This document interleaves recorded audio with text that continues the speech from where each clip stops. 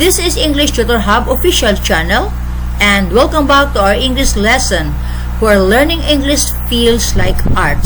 And today, let's learn some, any, no grammar. Let's get started. Some, any, and no in English. Some, any, and no are quantifiers. They indicate a certain quantity or indefinite quantity. They can also be determinants or pronouns. Other undefined quantifiers are a little more precise. See this lesson here. Some, any, and no are quantifiers. They indicate a certain quantity or indefinite quantity. They can also be determinants or pronouns. Other undefined quantifiers are a little more precise. See this lesson here. Some. Some is used in affirmative sentences. It indicates that the name it determines has a real existence.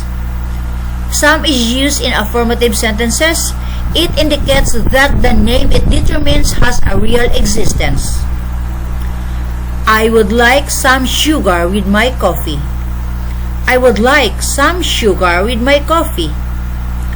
There's some pizza in the oven. There's some pizza in the oven. Some can be used in questioning sentence. One then expects a positive answer, or if one wants to convince the interlocutor to give a positive answer. Some can be used in a questioning sentence. One then expects a positive answer, or if one wants to convince the interlocutor to give a positive answer. Would you like some tea? Would you like some tea?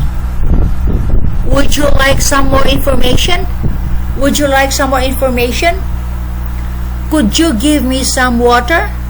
Could you give me some water? Could you lend me some money? Could you lend me some money? Some plus name can also be used to translate a certain or something vague. Some plus name can also be used to translate a certain or something vague. Some woman is asking for you.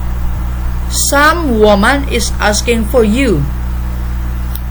Some people are driving really dangerously.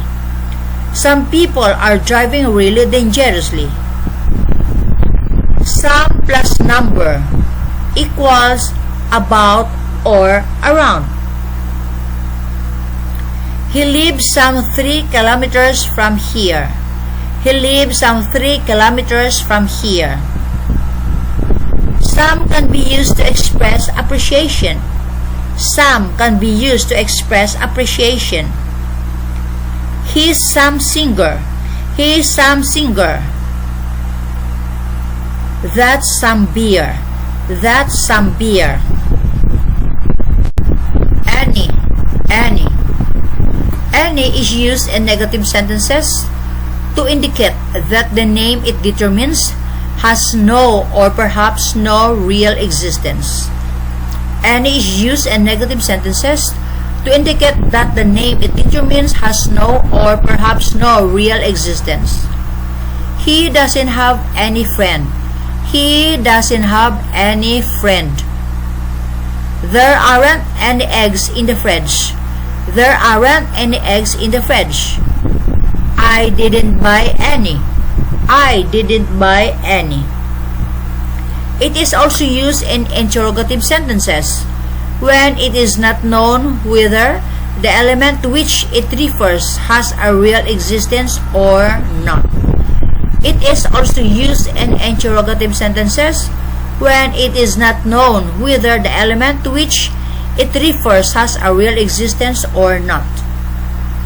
Do you have any family around? Do you have any family around? Have you seen any horses in this park? Have you seen any horses in this park? Did we get any mail today? Did we get any mail today? Any can be used to make generalizations. Any can be used to make generalizations. Any student can do that. Any student can do that. No. No. No equals to not any. It's used in sentences with a negative meaning, but with a positive verb. No equals to not any. It's used in sentences with a negative meaning, but with a positive verb. They have no alcohol here. They have no alcohol here. There are no wolves here. There are no wolves here. Some expressions with no. Some expressions with no. No problem. No problem. No comment. No comment. No vacancies. No vacancies. No entry. No entry. Compound words with some, any, no. Compound words with some, any, no. Somebody, anybody. Somebody, anybody. Someone, anyone. Someone, anyone. Something, anything. Something, anything. Somewhere, anywhere. Somewhere, anywhere. Nowhere, nowhere. Nobody, no one. Nobody, no one. Nothing, nothing. Remember, remember.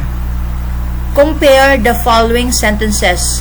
Compare the following sentences. Did you buy some bread? We are waiting for a positive answer. Did you buy some bread? We are waiting for a positive answer. Did you buy any bread? We have no idea of the answer. Did you buy any bread? We have no idea of the answer. With a count in the singular, some and any do not refer to quantity but underline the indefinite character of the name. With a count in the singular, some and any do not refer to quantity but underline the indefinite character of the name. We'll meet again someday. We'll meet again someday. Any car will be better than this one. Any car will be better than this one. After some and any, the name may be implied if it is obvious. After some and any, the name may be implied if it is obvious. I bought too many cakes. Would you like some?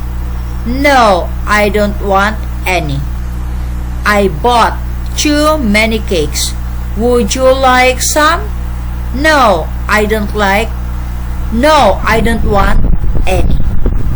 So, this video ends here about some, any, no grammar. Thanks for watching.